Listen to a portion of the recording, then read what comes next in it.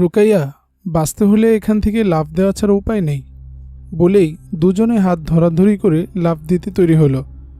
লাফ দিতে গিয়ে সালমান রেলিংয়ে ধাক্কা খেয়ে ছিটকে ভিতরের দিকে পড়ল আর রুকাইয়া পড়ল নিচের দিকে।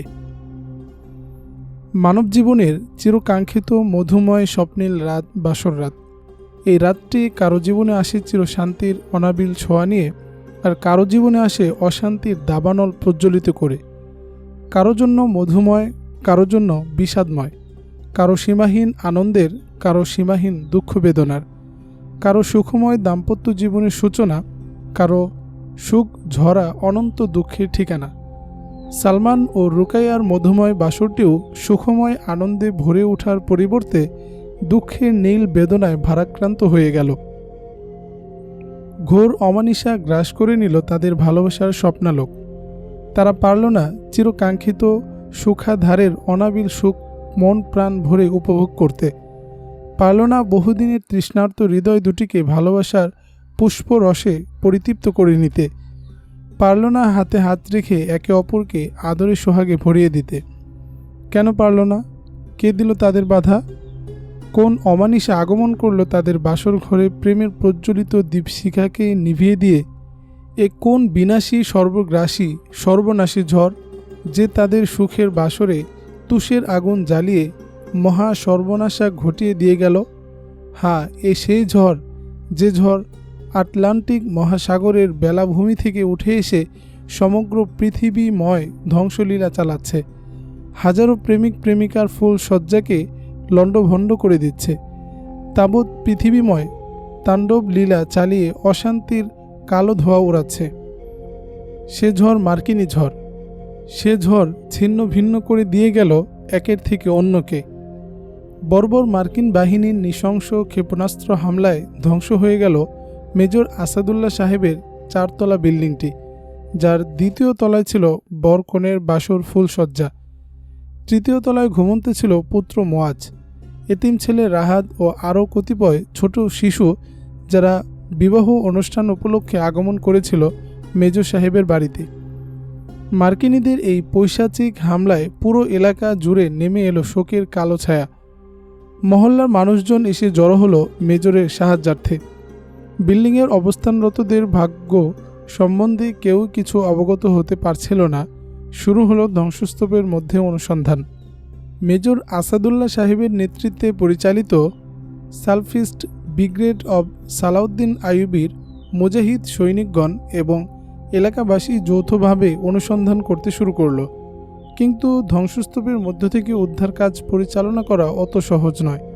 এই ব্যাপারে পূর্ণ দক্ষতার পরিচয় দিলেন সাদ্দাম আমলের দমকল বাহিনীর 4 সদস্য মুজাহিদ। তারা তাদের বিশেষ প্রশিক্ষণের প্রতিফলন ঘটিয়ে ধ্বংসস্তূপ থেকে উদ্ধার করল সালমান, মোয়াজ, রাহাত ও অন্য শিশু 5টিকে, কিন্তু পাওয়া গেল না রুকাইয়াকে। আঘাতের প্রচণ্ডতায় এবং অত্যধিক রক্তক্ষরণের ফলে উদ্ধারকৃত সব কজনের দেহ নিথর হয়ে গেছে। জীবিত কি মৃত বোঝা যাচ্ছে না, তাই জলদি তাদের গাড়িতে উঠিয়ে হাসপাতালে নিয়ে যাওয়া হলো। হাসপাতালে ডাক্তারগণ তাদেরকে জরুরি চিকিৎসা সেবাদানে দ্রুত সুস্থ করে তোলার প্রাণান্তকর প্রচেষ্টা চালিয়ে যেতে লাগলেন। ডাক্তারদের উন্নত চিকিৎসা আর অকৃত্রিম সেবা শুশ্রূষায় 3 ঘন্টার মাথায় হুঁশ ফিরল সালমানের। শিশুদের মধ্যে ফিরল একজনের, সে হলো রাহাত। বাকি শিশুদের মৃত বলে ঘোষণা দিলেন ডাক্তার। 6টা তরুতাজা ফুলের মতো নিষ্পাপ শিশুর মৃত্যুতে তাদের মাতা পিতা আত্মীয় স্বজনরা পাগলের মতো হয়ে গেল। হাসপাতালের বারান্দায় কান্নার রোল পড়ে গেল। আত্মীয় স্বজনের হাহাকার আহাজারিতে আল্লাহর আরশও মনে হয় এই মুহূর্তে কেঁপে উঠছে। মেজর আসাদুল্লাহ শিশুপুত্রের লাশের দিকে তাকিয়ে শোকে দুঃখে পাথর হয়ে গেলেন। একদিকে পুত্র শোক, অন্যদিকে কন্যা নিখোঁজ, তার উপর জামাতা সালমান মুমূর্ষ অবস্থায় হাসপাতালের বেডে কাতরাচ্ছে। খুব কঠিন সময় অতিবাহিত করছেন তিনি, তবুও ধৈর্যের সাথে পরিস্থিতি মোকাবেলা করে চলছেন এই বীর মুজাহিদ। মেজর আসাদুল্লাহ সাহেবের বাড়ির এই দুর্ঘটনায় তার নেতৃত্বে পরিচালিত সালফিস্ট ব্রিগেড অব সালাউদ্দিন আইয়ুবীর মুজাহিদরা ক্ষিপ্ত হয়ে উঠল। তারা একের পর এক দখলদারদের উপর হামলা চালিয়ে এই অমানবিক হত্যাকাণ্ডের প্রতিশোধ নিতে লাগল। মাত্র ২৪ ঘন্টায় তারা ১৪ জন মার্কিন সৈন্যকে হত্যা করল। এছাড়া আহত করল অগণিত, ভূপাতিত করল ২টি চিনুক হেলিকপ্টার, ধ্বংস করল ৪টি সাজোয়ান ও ২টি হামভি সামরিক যান। রুকাইয়ার বিয়ের বাসরে হামলা, নিখোঁজ রুকাইয়া, আহত তার স্বামী, তার আদরের ছোট ভাইসহ ৬টি নিষ্পাপ শিশুকে হত্যা করায় রুকাইয়ার বান্ধবী সালমা মাহমুদা এবং অন্যান্যরা দারুণ ক্ষুব্ধ হল। প্রতিশোধ নিতে তারা অস্ত্র নিয়ে বেরিয়ে পড়ল। এক স্থানে বাগদাদের এই বাঘিনী কন্যাদের সাথে মার্কিন সৈন্যদের সাথে তুমুল লড়াই বেঁধে গেল। প্রথম দিকে তারা মার্কিনীদের অবিরাম ফায়ারের সামনে টিকতে না পেরে পিছু হটতে লাগলো। পিছু হটলেও তারা ফায়ার বন্ধ করেনি মুহূর্তের জন্য। সঙ্গিনীদের পিছু হটতে দেখে মাহমুদা চিৎকার করে বলল, বোনেরা আমার, তোমরা পিছু হটছ কেন? তোমরা পিছু হটে কি আরব কন্যাদেরকে ভীরুতার অপবাদে কলঙ্কিত করছো না? তোমরা কি কাপুরুষ মার্কিন সেনাদের কাছে এটাই প্রমাণ করবে যে ইরাকি কন্যারা তাদের মোকাবেলা করতে অক্ষম? কান পেতে শোনো, তোমাদের বান্ধবী রুকাইয়া তোমাদের পিছু হটা দেখে তোমাদের প্রতি অভিশাপ বর্ষণ করছে। তোমরা সম্মুখে অগ্রসর হও, মার্কিন সেনাদের উপর বীরাঙ্গনা খাওলা রাদিয়াল্লাহু আনহুর মতো হামলা চালাও। প্রয়োজনে জীবন বিলিয়ে দিয়ে শহীদ হয়ে যাও। নিজেদের জন্য চিরস্থায়ী জান্নাত পাওয়াকে নিশ্চিত করে নাও। মাহমুদার সংক্ষিপ্ত বক্তৃতায় ৮ সদস্যের মহিলা মুজাহিদ কাফেলায় বিদ্যুতের মতো চেতনা ঝলক দিয়ে উঠল। তারা শা করে সম্মুখে অগ্রসর হতে লাগল এবং অবিরাম ফায়ার চালাতে থাকল। প্রচণ্ড গুলি বিনিময় হতে লাগলো উভয় পক্ষে। হঠাৎ মার্কিনীদের পক্ষ থেকে গুলি চালানো বন্ধ হয়ে গেল। মাহমুদার সঙ্গিনীরা তখনও অবিরাম ফায়ার চালাতে থাকল। মার্কিন সেনারা দিশেহারা হয়ে গেল তাদের আক্রমণে। অবশেষে ট্যাঙ্কের সাহায্য নিয়ে এলোপাতাড়ি গুলি চালিয়ে পালিয়ে গেল। অত্যন্ত লজ্জাজনকভাবে পরাজয় বরণ করল তারা এই ইরাকি বীরাঙ্গনাদের হাতে। কেন তার ট্যাঙ্ক কামান থাকা সত্ত্বেও ৮ জন অবলা নারীর সামনে পরাজয় বরণ করল? এ প্রশ্নের উত্তর পাওয়া গেছে উক্ত বাহিনীর কমান্ডারের মুখ থেকে। ফিলিস্তিন হোটেলে এক সাংবাদিক সম্মেলনে উক্ত কমান্ডার সাংবাদিকদের এক প্রশ্নের উত্তরে বলেন, আমরা লড়াইয়ের স্থান এজন্য দ্রুত ত্যাগ করেছি যে প্রথমে মেয়েরা পিছু হটতে থাকলো এবং গুলি প্রায় বন্ধ হয়ে গেল, কিন্তু পরক্ষণেই তারা ক্ষিপ্ত বাঘিনীর ন্যায় সম্মুখে এগিয়ে আসতে লাগলো এবং তাদের সাহায্যকারী বিপুল সংখ্যক মুজাহিদও ঠিক সে সময় তাদের পিছনে পিছন ধেয়ে আসছিল। আমরা তাদের প্রতি অবিরাম গোলা নিক্ষেপ করে অতঃপর বিমান সাহায্য চাওয়ার কথা ভাবছিলাম। হঠাৎ কি হলো, রাইফেলের ট্রিগার চাপি কিন্তু গুলি বের হচ্ছে না। সব সৈন্যদের রাইফেলের একই অবস্থা। গেলাম ট্যাঙ্কের গোলা নিক্ষেপ করতে, কিন্তু সেখানেও একই বিপত্তি। গোলা ব্যারেলের মাথায় গিয়ে আটকে গেল। বিমান সাহায্য চাইতে মোবাইল করব, তা মোবাইলেও লাইন পেলাম না। এই অবস্থা দেখে আমার মনে ভয় ঢুকে গেল। আমি ভাবলাম এটা নিশ্চয়ই কোনো অলৌকিক শক্তির কাণ্ড যে আমাদের সকল কল কবজা অকেজো করে দিল। মুসলমানরা যেই অদৃশ্য খোদার আরাধনা করে তিনিই মনে হয় মেয়েদের সাহায্য করার নিমিত্তে আমাদের সকল আয়োজন বিকল করে দিলেন এবং তার পক্ষ থেকে সাহায্যকারী বাহিনীও প্রেরণ করলেন। তাই যদি হয় তবে সেই সৈন্যরাও এসে মেয়েদের সাথে যোগ দিলে আমরা একজনও জীবন নিয়ে ফিরতে পারবো না। কখনো আমি চাই না যে আমি ইরাকিদের হাতে নিহত হই আর আমার লাশটিও ওয়াশিংটন না নিয়ে সমুদ্রে ফেলে দেওয়া হোক। এজন্যই আমি সৈন্যদের নিয়ে ওখান থেকে চলে এসেছি। সাংবাদিকদের অন্য এক প্রশ্নের জবাবে কমান্ডার বলেন, আপনারা বলেছেন তখন আমি নিজের ধর্মের কাছে যিশুর কাছে কেন সাহায্য চাইলাম না? এর জবাবে আমি দুটি উত্তর দেব। প্রথমত, এই যুদ্ধকে আমি ধর্মযুদ্ধ মনে করি না, কারণ যে যুদ্ধের ভিত্তি মিথ্যার উপর রচিত তা কখনো ধর্মযুদ্ধ হতে পারে না। ঠান্ডা মাথায় নির্বিচারে মানুষ হত্যাকে ধর্মযুদ্ধ বলা যায় না। প্রতারণা করে অন্যের দেশ দখল করা আবার কেমন ধর্মযুদ্ধ? দ্বিতীয়ত, আমরা যুদ্ধে শত্রু কর্তৃক আক্রান্ত হয়েছি তা কি যিশু দেখেননি? যিশু যদি খোদা হয়ে থাকেন তবে তো তার দেখার কথা। যেমন মুসলমানদের আল্লাহ তার কতিপয় দাসীকে শত্রু কবলিত দেখে সাথে সাথে নিজের পক্ষ থেকে সাহায্য পাঠিয়ে দিলেন। সুতরাং যে ধর্মে মিথ্যাচার করে রাজনৈতিক ফায়দা হাসিলের লক্ষ্যে ধর্মযুদ্ধ ডাকা হয় এবং নির্বিচারে মানুষ খুন করা হয়, সেই ধর্ম কোনো সত্য ধর্ম কিনা সে ব্যাপারেই আমি সন্দিহান। যিশুর সাহায্য আর কি চাব? বলবেন এটা মিথ্যার যুদ্ধ জেনেও কেন আমি এ যুদ্ধে এলাম? এর উত্তর হলো, আমি সৈনিক। আমার কর্তব্য হলো উপরস্থদের হুকুম তামিল করা। একজন অনুগত সৈনিকের মতো এতদিন তাই করেছি। তবে ভবিষ্যতে অন্যায়ের প্রতি এভাবে অনুগত থাকতে পারবো কি না তা নিশ্চিত করে বলতে পারছি না। আমার এখন মনে হচ্ছে খ্রিস্ট ধর্ম মিথ্যা এবং ইসলামই একমাত্র সত্য ধর্ম।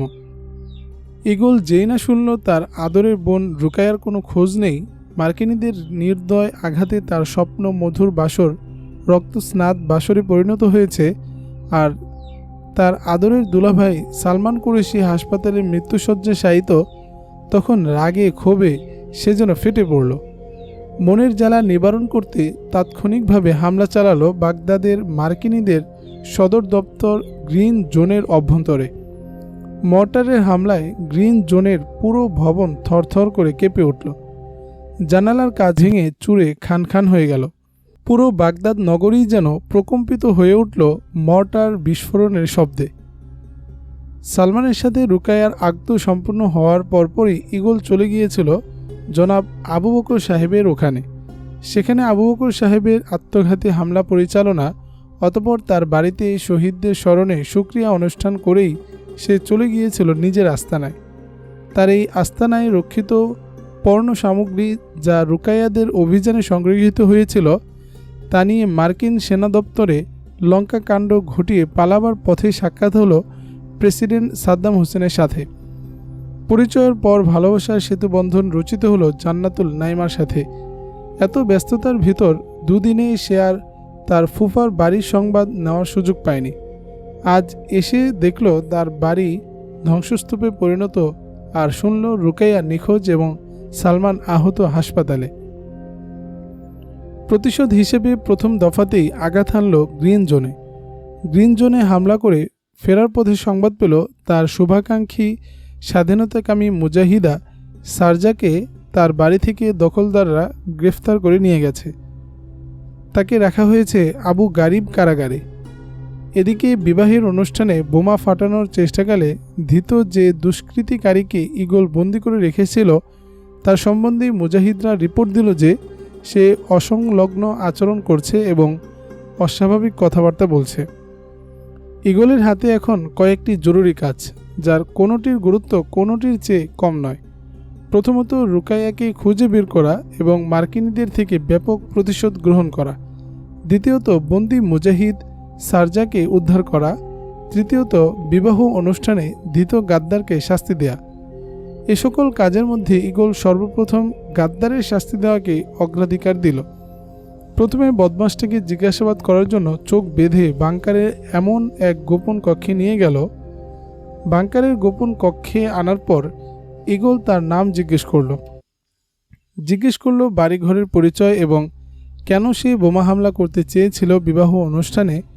আরও জিজ্ঞেস করল কিভাবে সে বিবাহ অনুষ্ঠানের কথা জানল।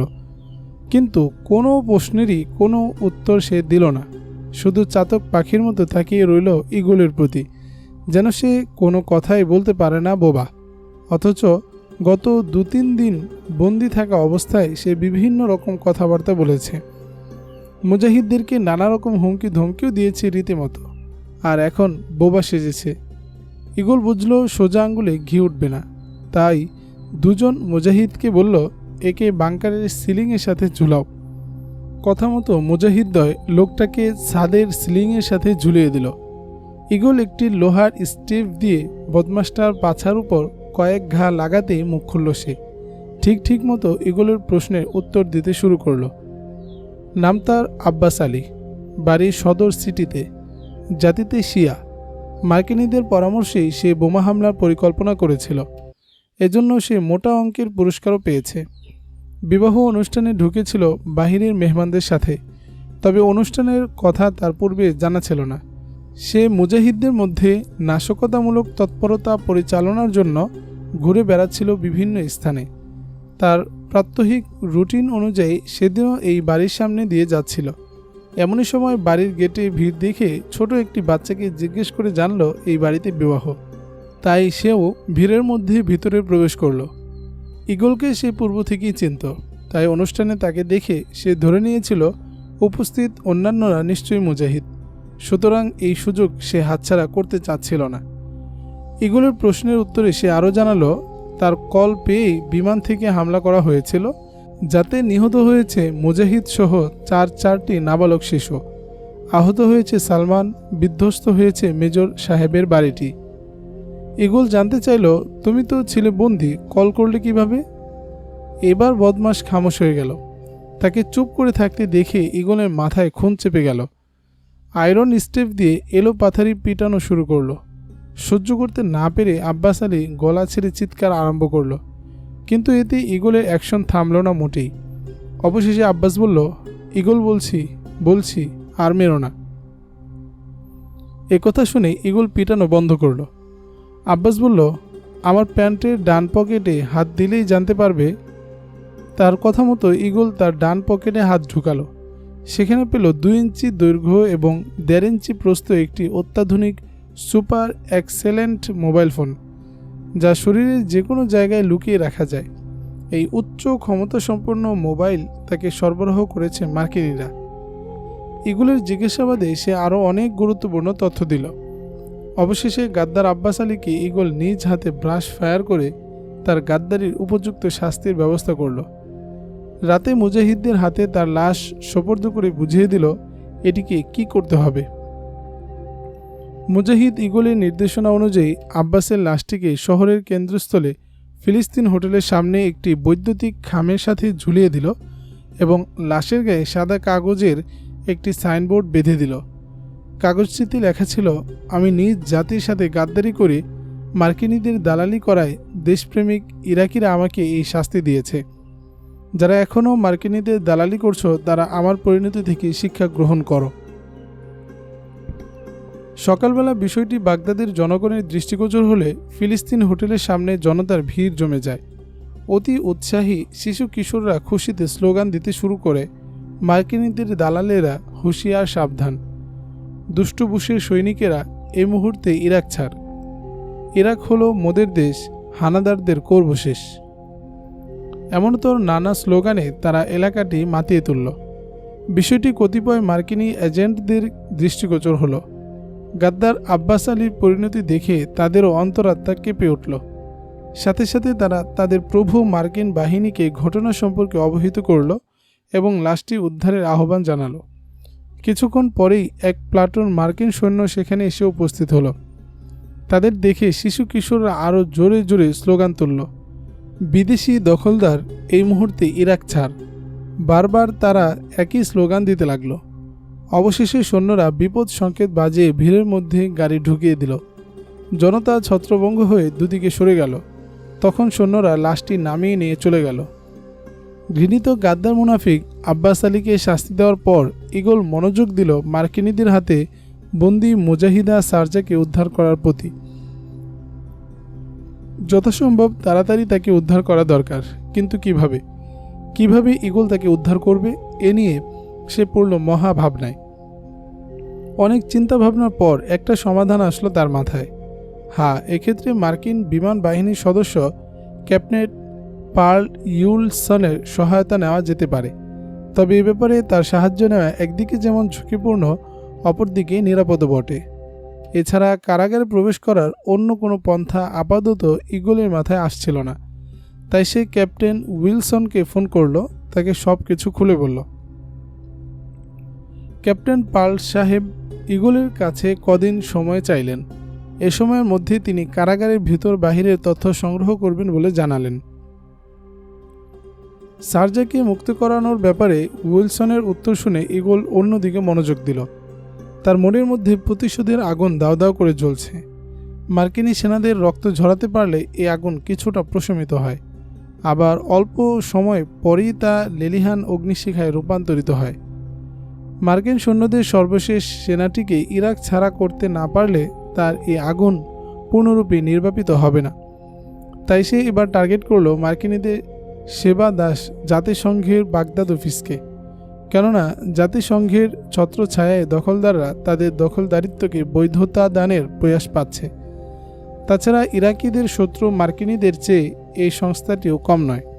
সেজন্য প্রতিটি ইরাকির নিকট জাতিসংঘ মানেই ইরাকের 10 লক্ষ শিশুর হত্যাকারী, লক্ষ লক্ষ শিশুকে চিকিৎসা ঔষধের অভাবে পঙ্গুকারী, ইরাকিদের দুঃখ কষ্টের অন্যতম হোতা। এ সকল কারণেই জাতিসংঘের অফিসটি রক্তশূলে পরিণত হয়েছে ঈগলের। ঈগল যখন জাতিসংঘ অফিসে হামলার পরিকল্পনা করছিল, ঠিক সেই মুহূর্তে মুজাহিদ আবু সালেম একটি লোককে ধরে নিয়ে এলো তার কাছে। ঈগল জিজ্ঞেস করলো, এ লোক কে আবু সালেম? এ লোক আপনার সাথে সাক্ষাৎ করতে উদগ্রীব, বলল আবু সালেম। প্রথমে গেটের সম্মুখে এসে ঘোরাঘুরি করছিল। আমি জিজ্ঞেস করলাম, কি চাও এখানে? বলল, আমি বাগদাদের ঈগলের সাথে দেখা করতে চাই। অত্যন্ত জরুরি আলাপ আছে তার সাথে, তাই একে আপনার কাছে নিয়ে এলাম। আপনি কে? কি জন্যে আমার সাথে দেখা করতে চান? আগন্তুককে উদ্দেশ্য করে প্রশ্ন করল ঈগল। আমার নাম শাহিন রেজা, বাড়ি পুরনো বাড়ি এলাকায়, বলল আগন্তুক।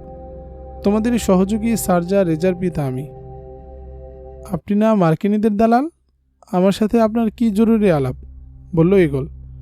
আপনি কি এই আলাপ করতে এসেছেন যে আমি আপনার সাথে গিয়ে মার্কিনীদের হাতে ধরা দিব, আর আপনি তাদের থেকে $1,00,000 পুরস্কার আদায় করে জীবনের রঙিন স্বপ্ন পূরণ করবেন?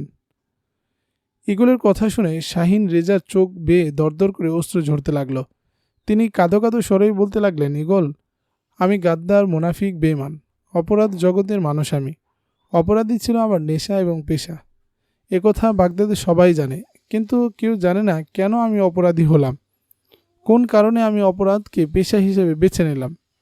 যাক, সে অজানা অতীতের প্রসঙ্গ এখানে টেনে লাভ নেই। তবে শোনো ঈগল, আমি এখন আর অপরাধ জগতের মানুষ। তার কথা শেষ করতে না দিয়ে বলল ঈগল, আমি আপনার সেই অতীত কাহিনী শুনব। আপনি বলুন, কোন কারণে আপনি অপরাধী হলেন? তুমি ধৈর্য ধরে শুনলে আমি বলতে পারবো। বলেন শাহিন রেজা, আমি অবশ্যই ধৈর্য ধরতে পারবো, আপনি বলুন। আমি ছিলাম বাগদাদের এক সম্ভ্রান্ত ঘরের আদরের সন্তান, বলতে শুরু করলেন শাহিন রেজা।